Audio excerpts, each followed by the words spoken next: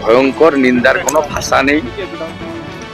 এবং গোটা খড়গপুর সহ মেদিনীপুরের যারা শুনতে পাচ্ছে, সমগ্র হিন্দু সমাজ এটা নিয়ে ক্ষুব্ধ।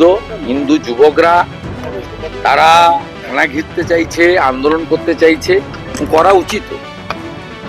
সম্পূর্ণভাবে সিসিটিভিতে দেখা যাচ্ছে এখানকার তৃণমূল কাউন্সিলর ফিদা হোসেন তার বাহিনী এই নৃশংস খুন করেছে।